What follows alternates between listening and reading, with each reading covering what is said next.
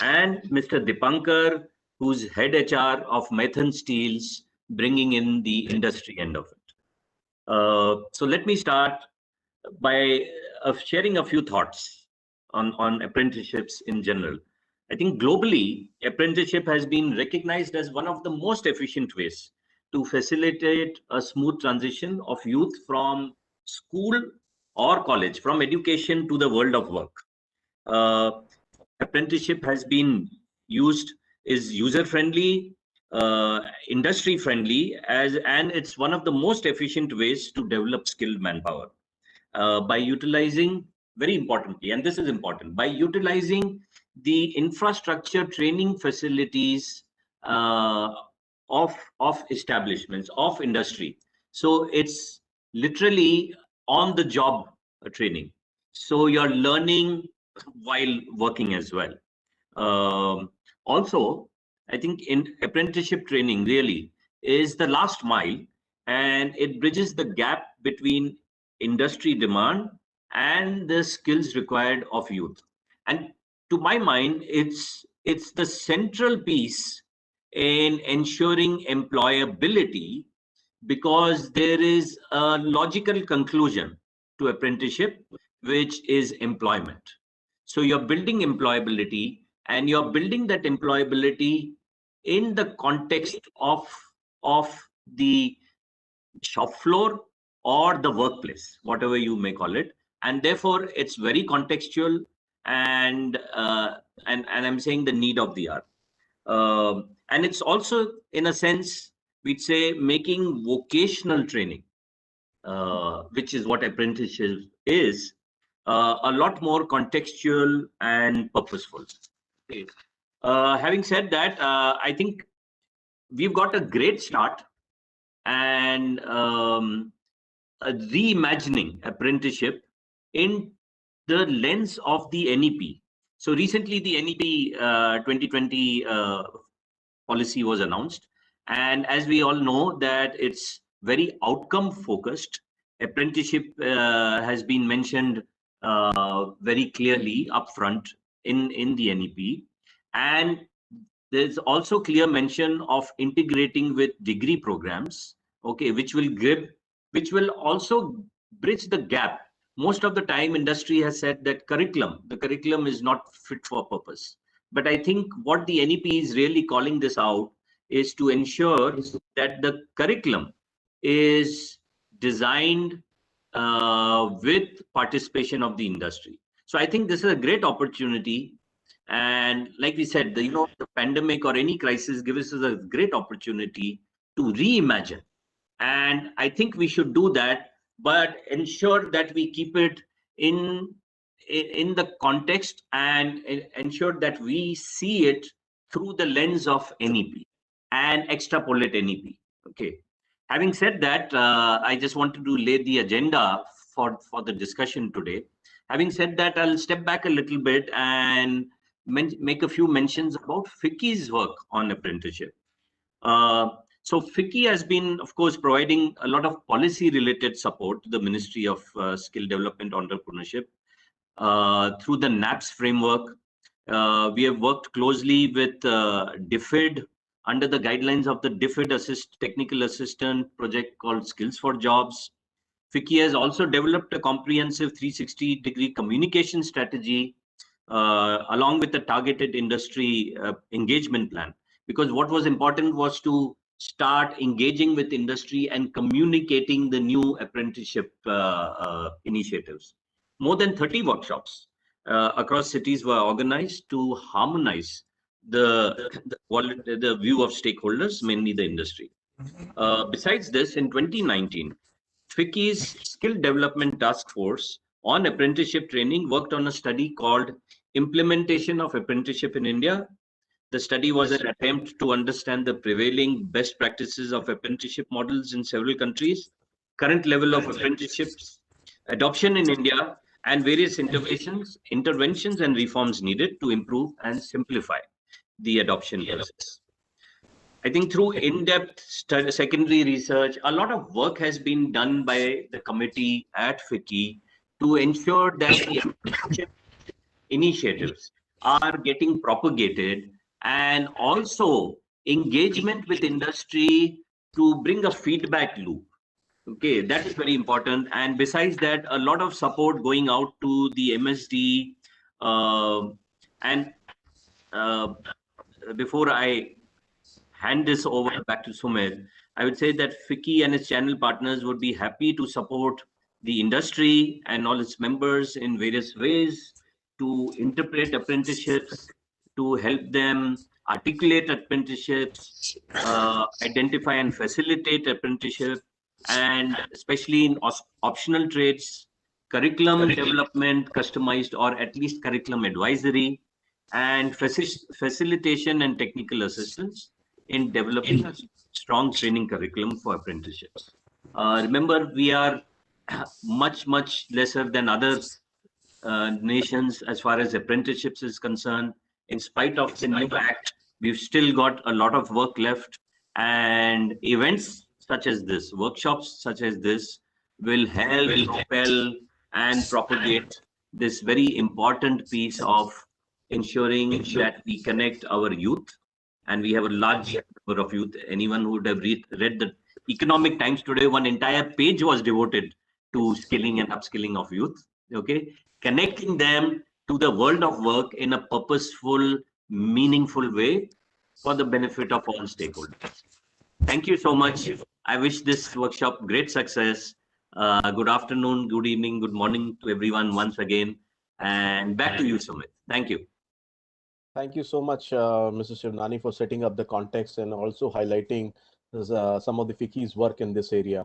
And as you already mentioned, we'll be happy to partner with industry and other stakeholders to take this cause further.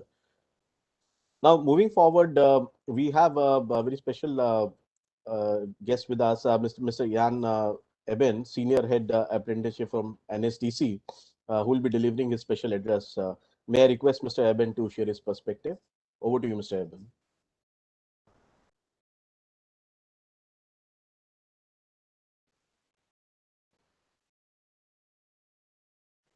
You are on mute, sir. You're muted. Yeah. I'll try again. Sure. Still doing this beginner's mistake of being muted in a conference or a webinar. Do forgive me for this.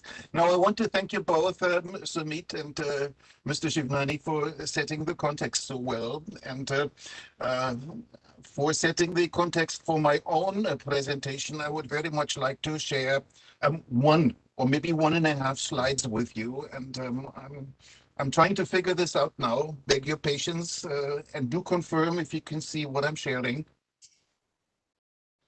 I am pressing the share button.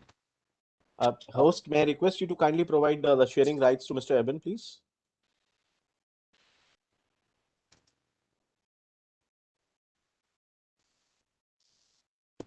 Yeah, you can now, Mr. Eben. Okay. Press the share button again.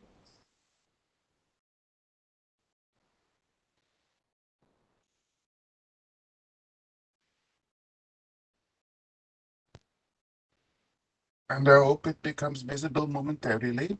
It is visible, sir. Please go ahead. It is visible. It is a slide which says month-on-month apprentices engaged in optional trades. Financial year 2021. Financial year 2021 obviously started in April, and that is exactly at the outset of the pandemic. And as we left March last year and entered April, India also entered one of the strictest and most strictly enforced lockdowns that the world has witnessed during the pandemic. And when I look at this diagram, I still continue to be amazed. We start with a dip in May, where apprenticeship, and that means the intake of new apprentices by establishments in terms of contracts, has dipped by half, but then has recovered by June, and then a tremendous trajectory of growth, where a year later, in March 2021, more than 30,000 apprentices were taken in by establishments. And this represents very much a paradox to me, because as repeatedly public life and economic life has come to partial or total standstill in the country and the world, apprenticeship has grown so much. And not only then, but also in the months that have followed in the year 21-22, because in the first 4 months from April now to the end of July, we have already seen, and I'm speaking for optional trades, of course, because I'm mandated to speak for optional trades, which is, of course, administered by NSDC. Another 70,000 contracts have been added. But if you want to look at apprenticeship as a whole and include designated apprenticeship, all you have to do is double the numbers, because OT, optional trades, stands for just about half of all apprenticeship in India. And again, in the first quarter of this year, we've seen a similar dip in May and the recovery through June and July. And so it is what we just coming out now, a repeat pattern of what we had in the previous year. So looking for some explanations, one hypothesis that my partners in discussions come up with is that the first wave, which had triggered a complete lockdown, and the unanticipated return of the migrant workers to their home states and villages, was a little bit like a wake-up call to employers and industries that they need other and perhaps more reliable of approaches to securing the human resources requirement for skilled, trained, motivated, and of course also loyal and retainable workforce. And here is where I believe the advantages of apprenticeship have been more widely recognized, namely that apprentices are normally fully productive about halfway into their apprenticeship, that apprentices after training and after being taken over into permanent employment become loyal and motivated employees, and in many instances also cater for mid-level leadership. And that apprentices also gives a cost advantage because of government funding instruments under NAPS, and also the possibility to have flexible course designs under optional trades, and the ease of management, which is facilitated by the so-called third-party aggregators. And I understand that the speaker who follows me will get into these government-created instruments in greater detail. However, not all is good, and more needs to be done to adapt apprenticeship to the new normal of a post-pandemic reality, which I presume for now is characterized by less severe outbreaks, lower hospitalization rates, and general lockdowns being less likely as economic activity and public life must be resumed and maintained, but also the continued presence of the virus and the danger of its mutations. And when considering this apparently paradoxical growth of apprenticeship in a pandemic, one might also get to think that apprenticeship has perhaps become a source of cheap labor. But I don't really see this danger, because the Apprentices Act, as it stands, does not allow more than 15% of a firm's labor force to be apprentices. And I think there should be an effective check on any abusive practices.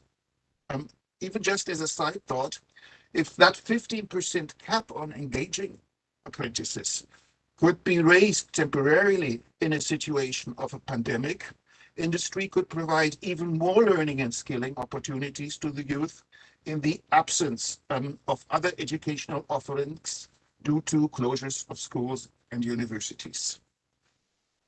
So having said that, apprenticeship, to its inherent flexibility and cost advantages, is already relatively strong in its resilience. There's obviously more that needs to be done to make the standards and structures and implementation stronger and more fit for the new normal. And I would like to offer to you 3 solutions, none of which are, of course, a cure-all, but either standalone or taken together, they can take industrial skilling forward. The first solution is what is called dual systems.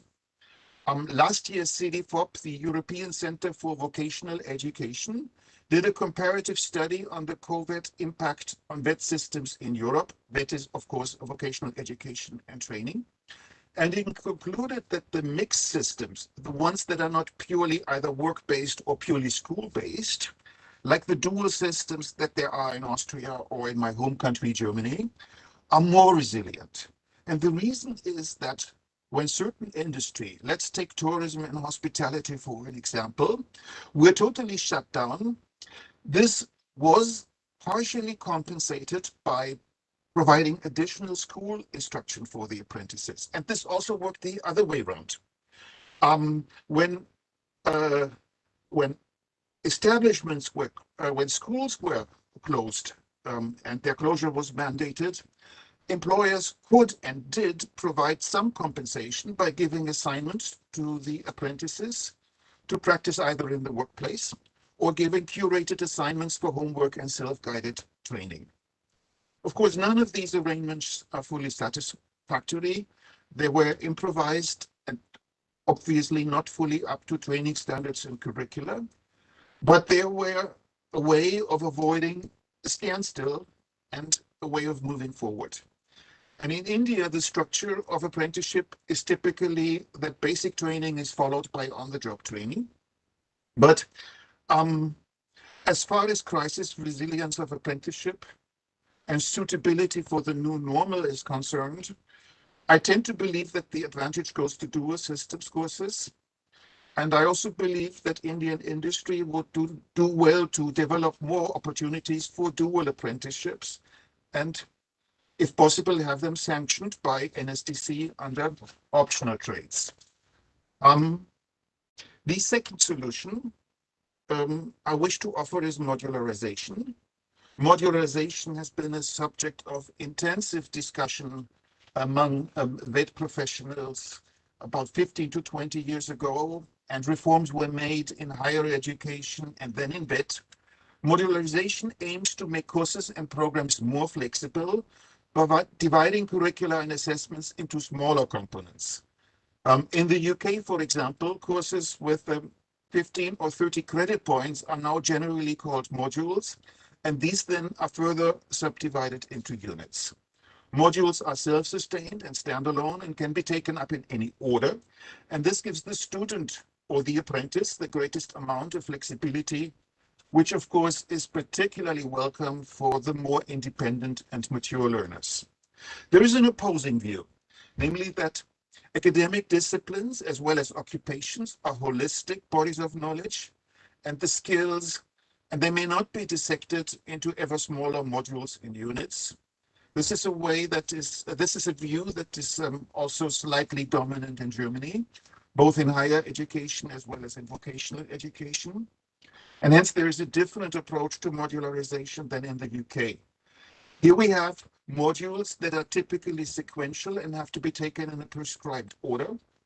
And this is also based on the notion that there is a hierarchy of knowledge and skills where you have basic knowledge and skills that has to come first, and then the specialized knowledge and skills to follow later. However, the new normal in post-pandemic requires pragmatism and is not the time for any fundamentalist discussions over the right approaches.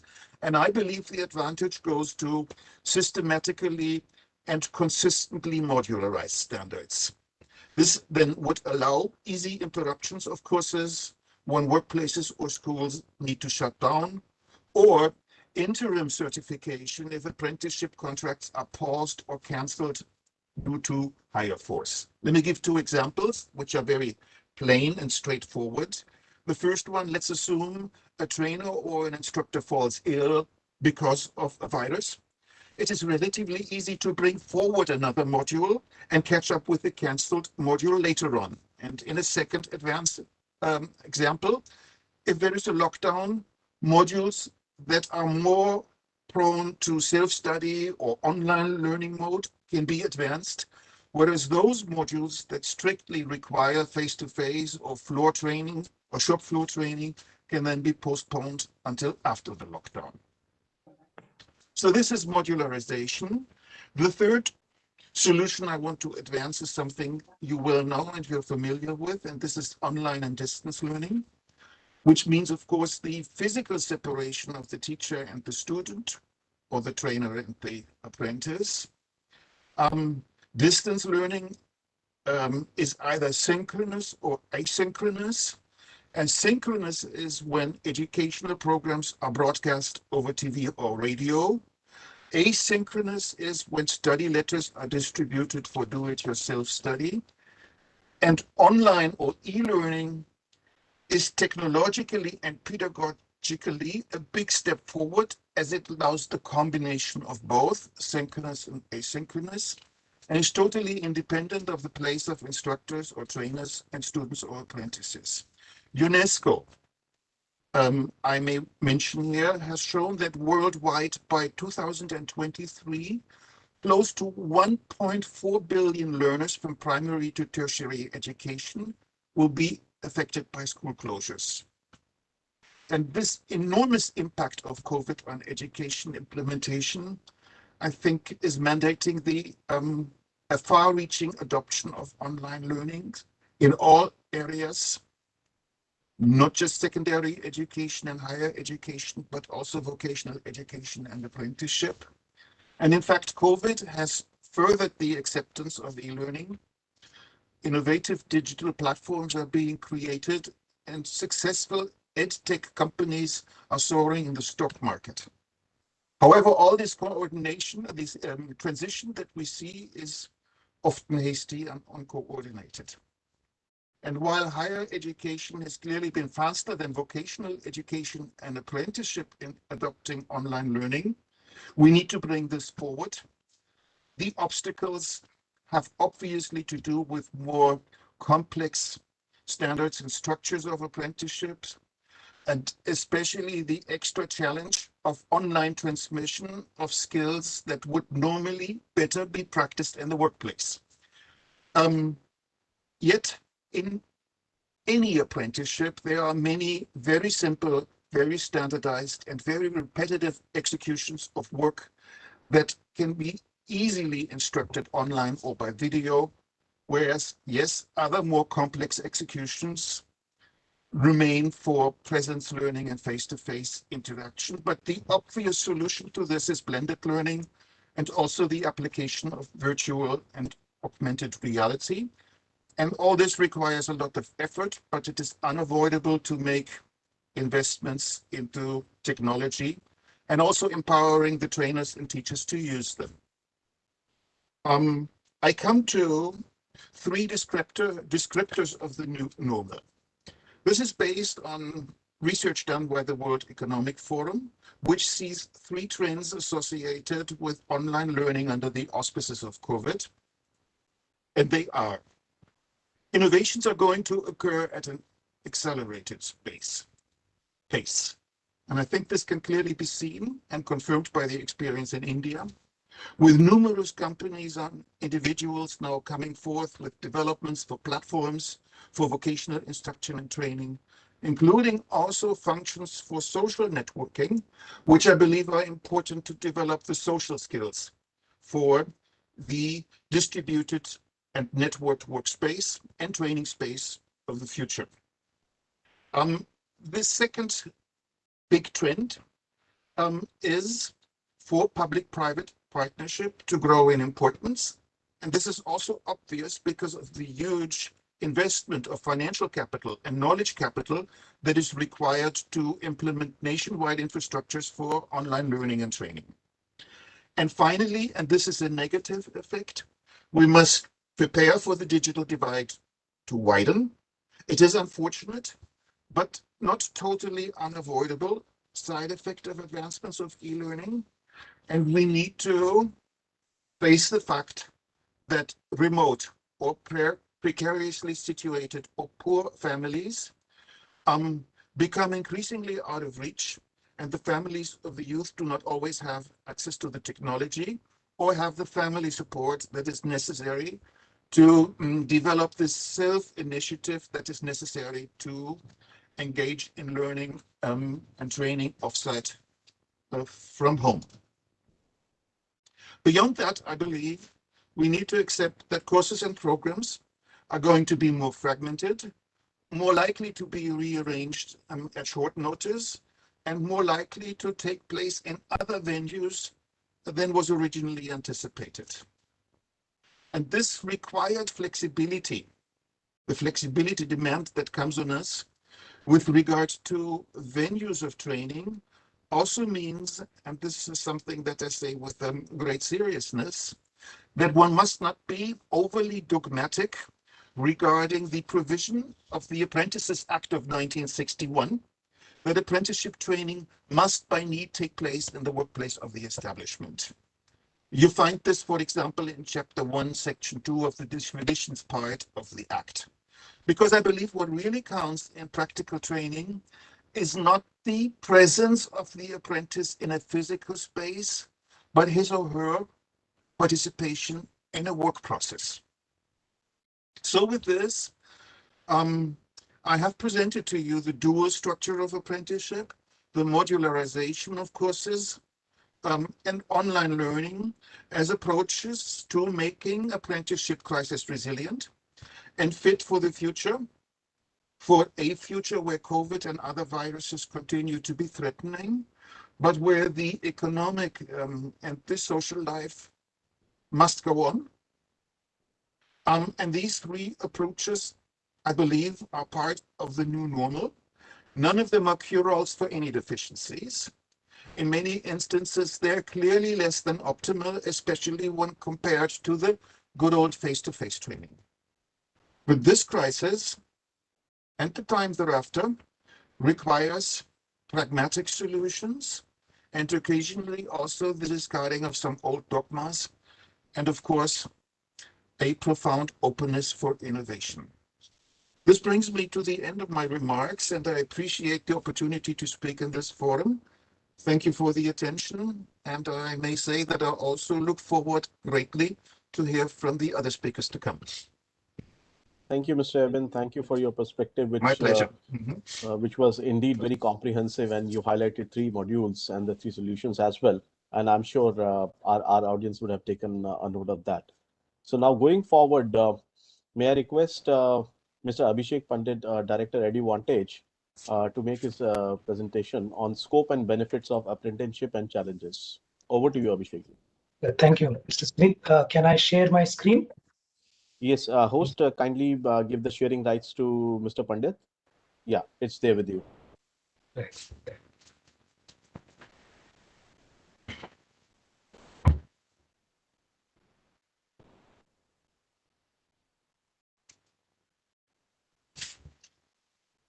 Thank you. So in the next 10 minutes, I'll quickly go mention the highlights.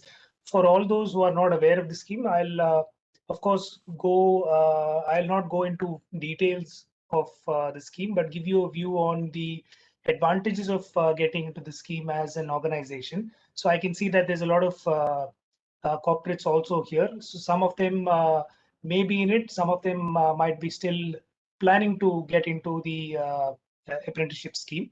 I just want to highlight here that for all companies which have more than 30 employees, the Act of Apprenticeship Act 1961 says that it is mandatory to have apprentices on board. And for companies which have 0 to 29 employees, it is optional. Of course, the government today is not pushing for it. They're not penalizing the organizations for not having apprentices on board. On the other hand, the government is actually incentivizing companies to come on board and bring in apprentices. And there are additional incentives that the government is providing for those companies. And we'll talk about it. But essentially, if you see the financial support here, the government is covering the training cost of the apprentice. There is certain basic training that needs to be done to each of these apprentices in case they are not graduates or diploma holders. They are not, they don't have a certificate from a skill ecosystem. They need to be trained.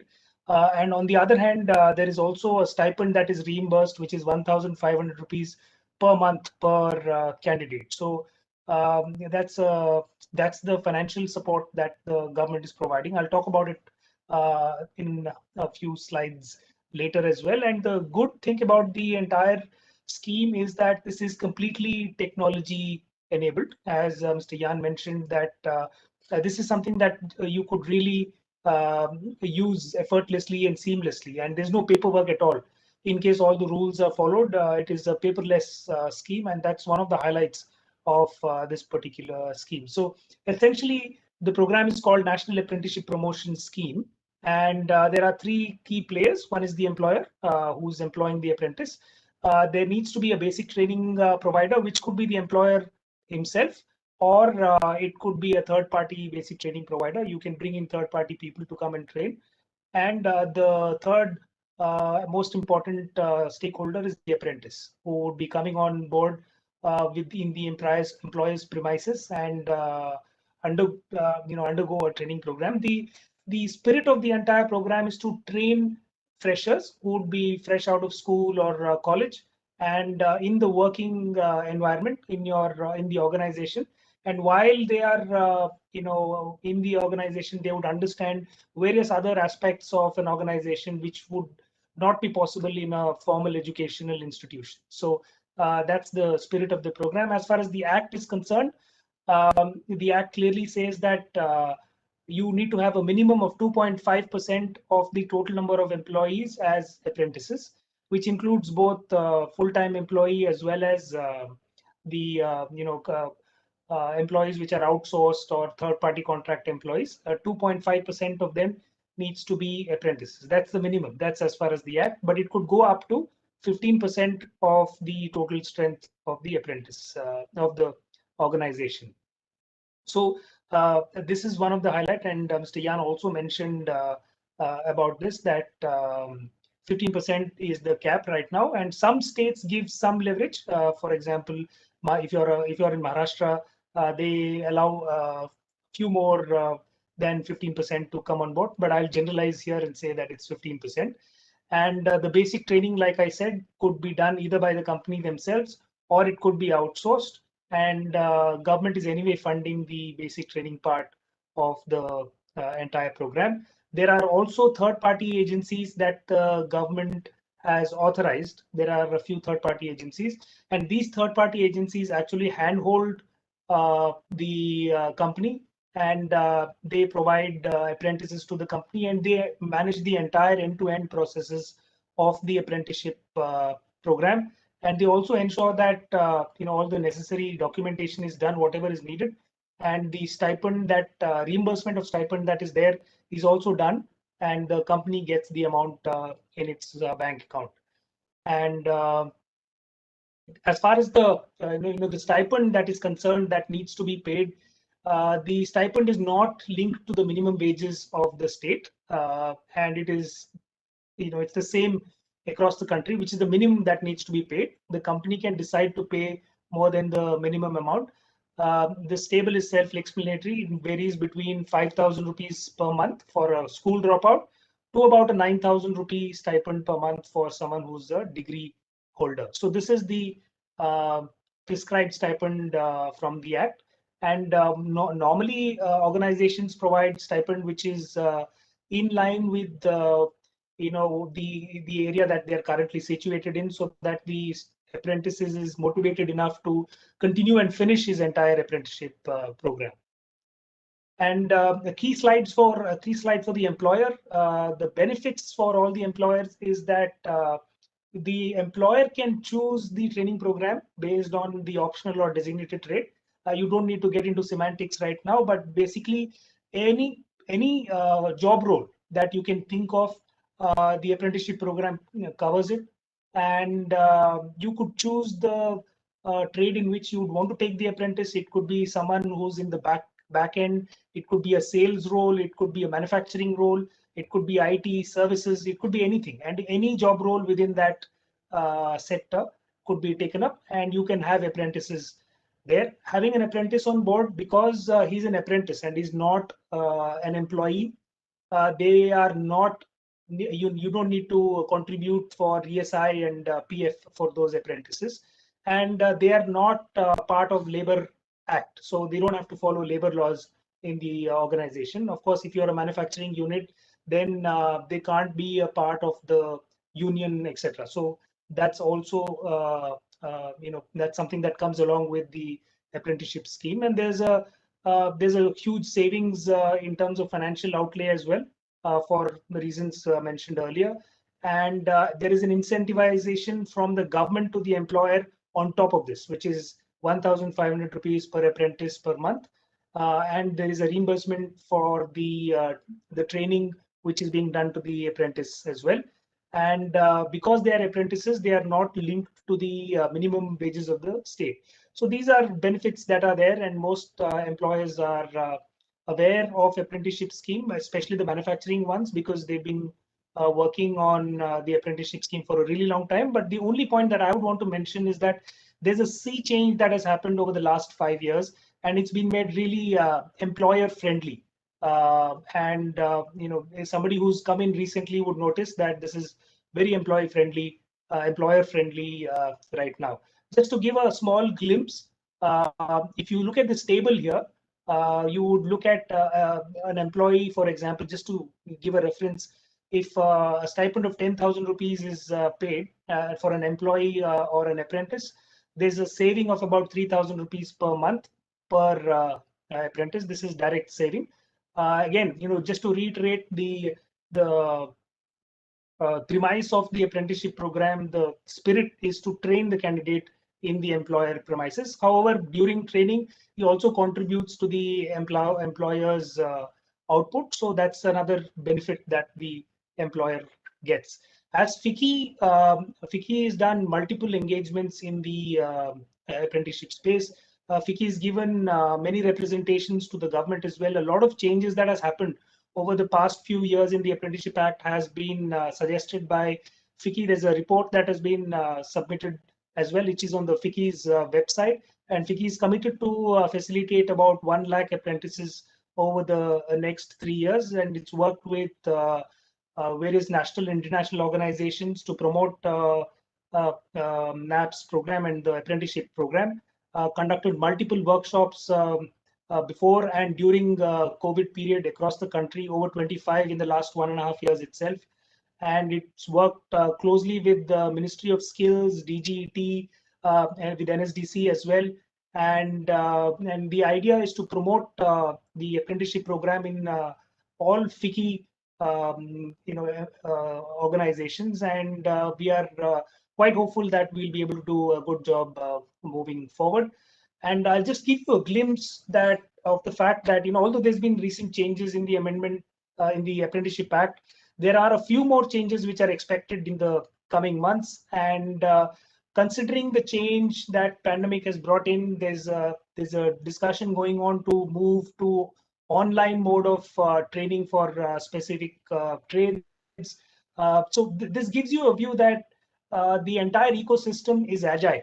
And the fact that if the government is immediately trying to change the rules to suit to the environment should give you some comfort on the fact that it's moving in the right direction. It is employer friendly, and permitting Indian companies to send apprentices outside of the country as well for apprenticeship, especially for IT companies, and permitting multiple training venues, allowing part-time apprentices, keeping ease of doing business in mind, doing the entire program online seamlessly. And we had some issues in the apprenticeship examination at the end, certification process. That's been streamlined as well. And again, the mantra here is moving from government regulation to self-regulation. So if you look at these changes which are expected to come in the future, you will realize that it is something that you can look at moving forward. So like I said, there is a TPA, third-party aggregator, and essentially a third-party aggregator does the entire end-to-end aggregation for the company, from mobilization of candidates to ensuring that all the necessary activities are done on the portal, to getting the reimbursement done from the ministry to the employer's bank account, and making sure that all the compliance is done on time as well. So that's what the TPA does. And if these TPAs are authorized, they are aware, and that's what they do. That's their bread and butter. And as FICCI as well, we can support all the companies in completing the entire NAPS end-to-end, NAPS services end-to-end. Also providing candidates to the industry as and when they need skilled trained candidates, we can mobilize as well. I'll not get into the process flow of NAPS. If anybody is interested, we can have a separate discussion as FICCI with the company individually, one-on-one. This is getting into details of how this is done. But I'm hoping that we were able to give you a view in terms of what the program is about, why is it beneficial, both for industry as well as for the apprentice. I mean, I don't see a reason why industries won't take it. Frankly speaking, whichever industry we've spoken to, it's taken a while for some of the industries to come on board, but once they're on board, there's no looking back. And the graph that Mr. Jan showed clearly is proof of the fact that most industries are moving towards taking an apprentice on board. And we are hoping as FICCI that as a country, we'll be able to reach the percentage of apprentices across the country in terms of labor force, percentage of labor force, which will be similar to most advanced countries across the world. So I'm hoping that most of you will join the bandwagon, and we are happy to support you or clarify your queries post this session as well. And during this session, if anyone has any doubt, please feel free to type in the chat box, and we'll be happy to assist you in this one. Thank you, Abhishek. Thank you so much for a very comprehensive presentation and sharing different nuances of the Act and the proposed amendment. And as Abhishek mentioned, from FICCI side, we are there to support and help in this entire thing. And all the members and the delegates who have joined, they wish to seek any assistance, any help as far as apprenticeship matter is concerned. Please do reach out to us. We are there to support you, help you in this endeavor. Thank you once again, Abhishek. So now, moving forward, for the industry perspective, we have Mr. Bijay Sahu, who is the Group President, Strategic HR Chairman's Office of Reliance Industries. I request Mr. Sahu to share his perspective. Mr. Sumit, and if you can allow me to share my presentation, I have presentations. Some of the slides are already covered, but I can cover the other slides. Yeah. Host, please give the sharing rights to Mr. Sahu. Yeah, it is there, sir. You can share screen. Thank you.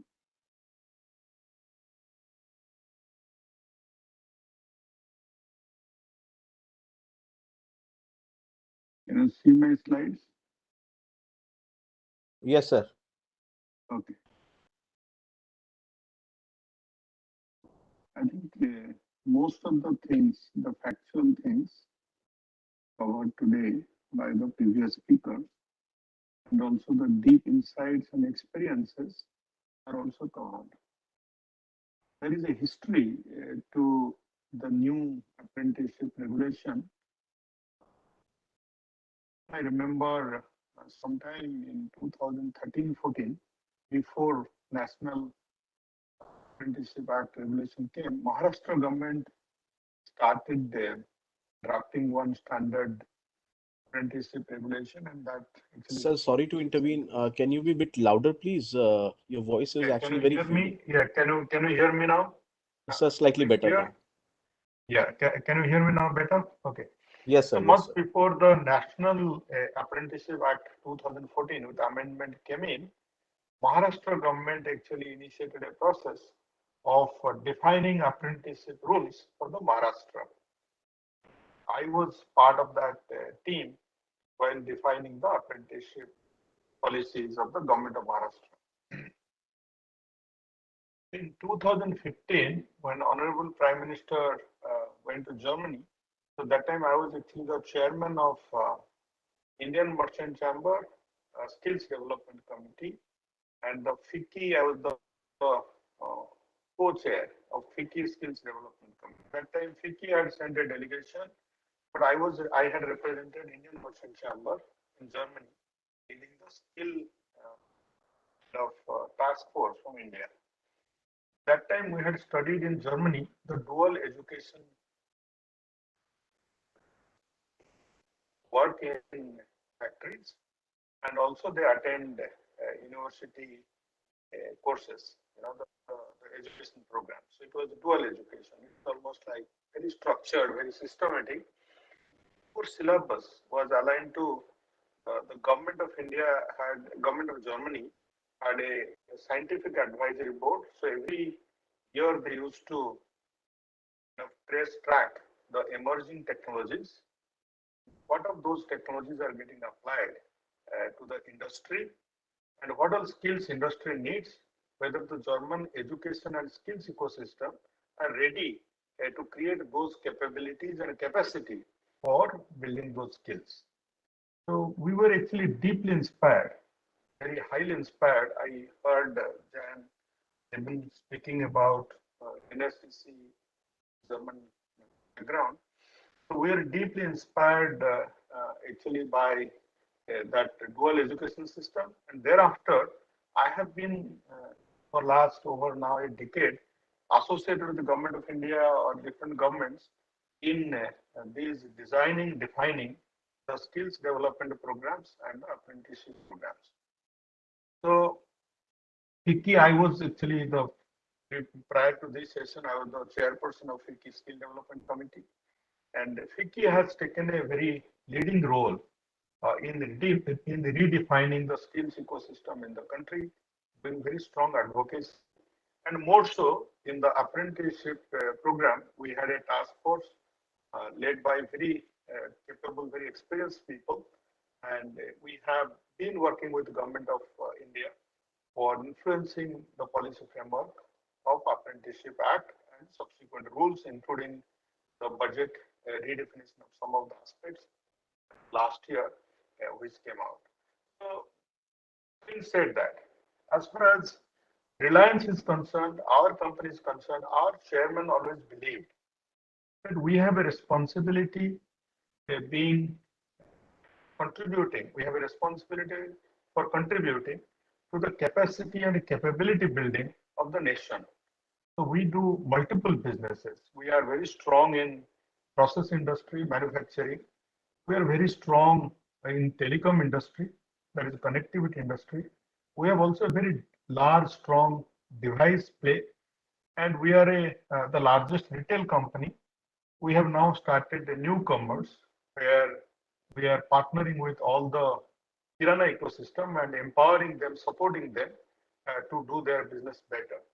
We also have media businesses and also financial services business. We have multiple businesses. So our chairman always believed that we have a responsibility of creating capability and capacity for the country.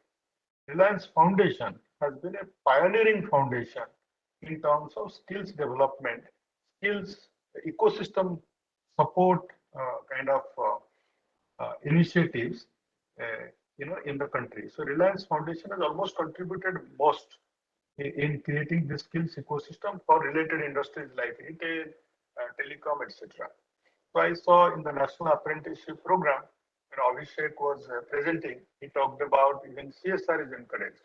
So I believe the similar things, many other large conglomerates, those who are aware, are doing it. I know L&T is doing it. I know many other companies, Tatas are doing it. Many other large conglomerates are doing it. And many other mid and smaller players, because of encouragement from associations like that of FICCI and the support guidance from the TPS, they have also started contributing. But still, there is a lot to be done. There is a lot to be done. We are far from what situation, what position South Korea is in, Germany is in. So we all read South Korea was at 95, 96% of their workforce, skilled workforce, as against we were 3-4% when we started in 2014-15. We are making progress.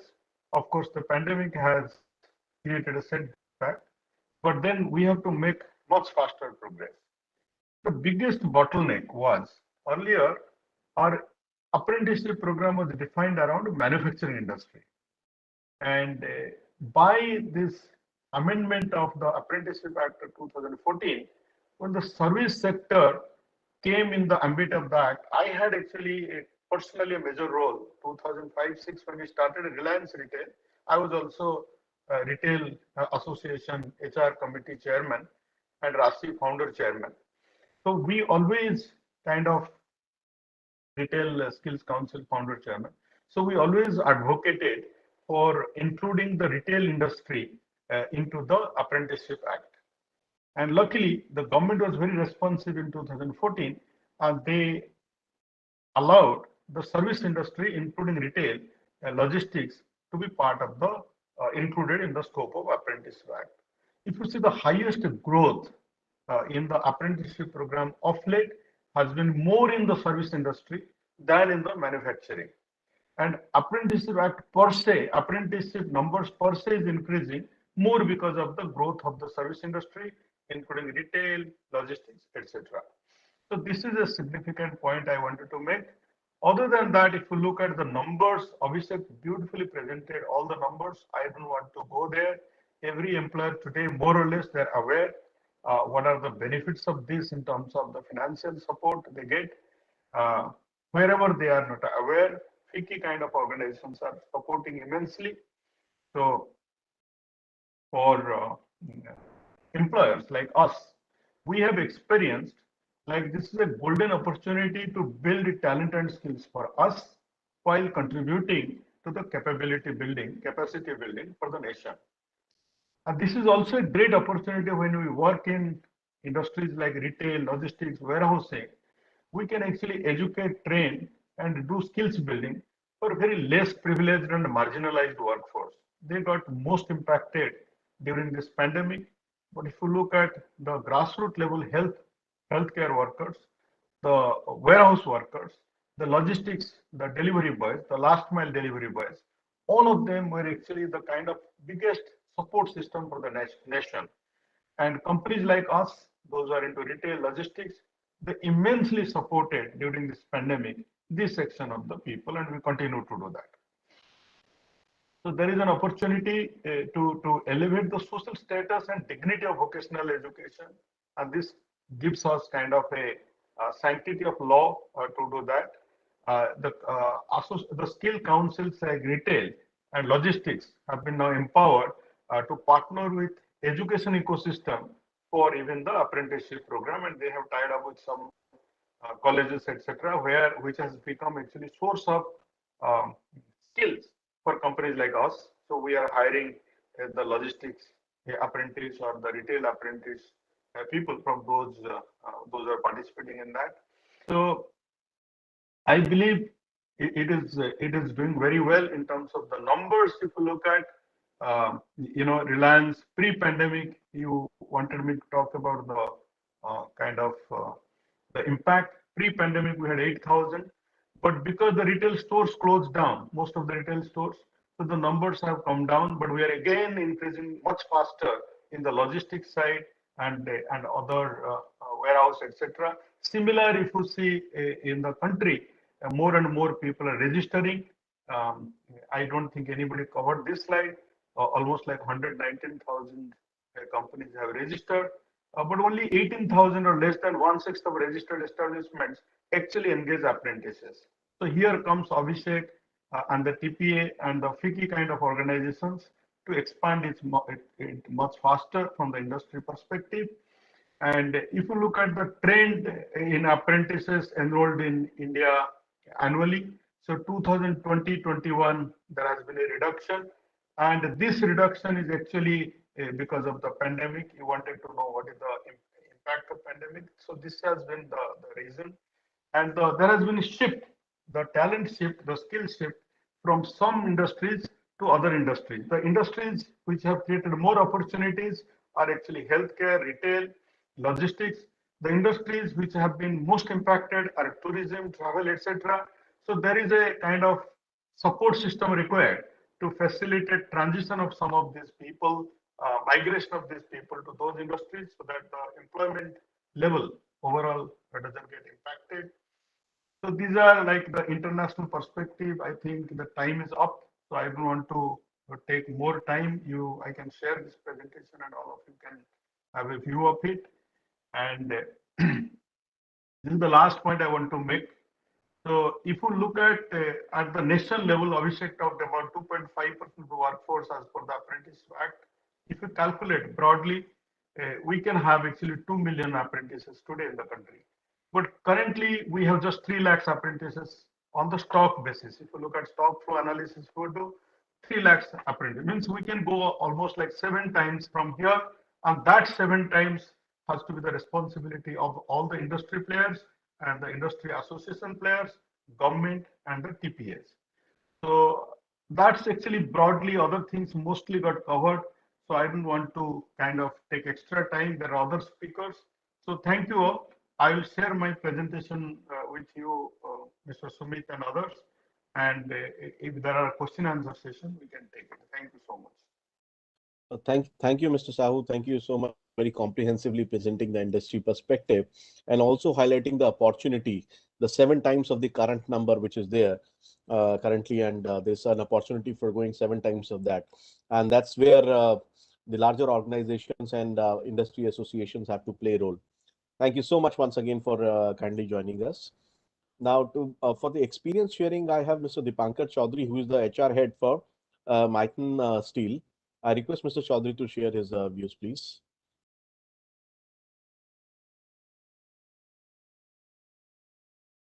Mr. Chaudhary, you have to kindly unmute yourself.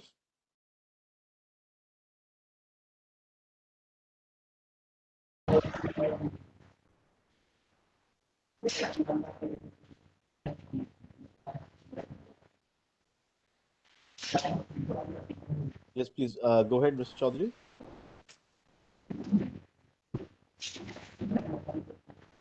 Mr.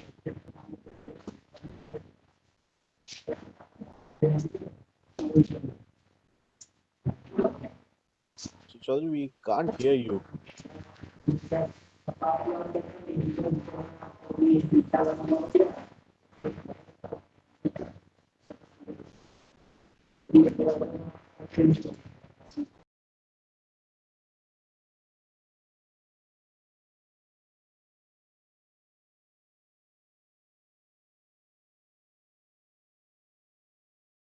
Would you like to try once again, Mr. Chaudhary? We actually were not able to hear you at all.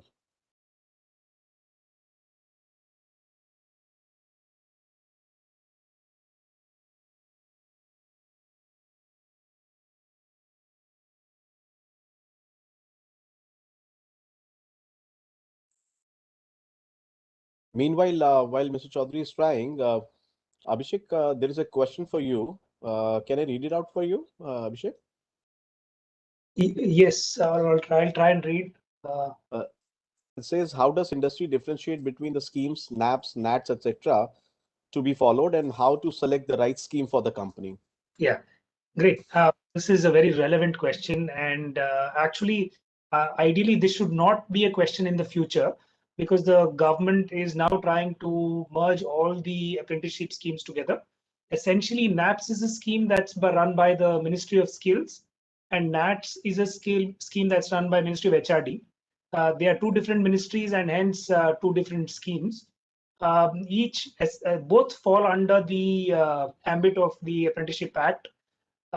Subtle differences between NAPS and NATS, but we could have a separate discussion where I could get into the details of the difference between NAPS and NATS. But just to cut the conversation short, if the requirement of the industry is degree holders or higher, or diploma degree holders, if that is a major requirement, then I would suggest you can look at NATS scheme.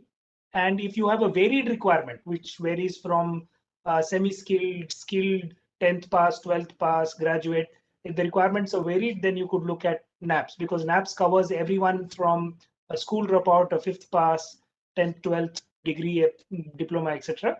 Whereas NATS covers only higher education students who have cleared from a college or a university. So that's the basic difference, and based on that, you could look at choosing your scheme. Of course, if you get into details, then the reimbursement is done by NSDC, Mr. Yan, who's come here in NAPS, but NATS will be done by boards. There are 4 boards across the country. All of that is there, but essentially, if you look at it from the candidate's perspective, higher education, vis-a-vis spread across will be in laps. Thank you, Abhishek. Thank you so much. Mr. Chaudhary, would you last time like to try? Actually, we are also running over time. So, in case you would like to try once again, Mr. Dipankar Chaudhary.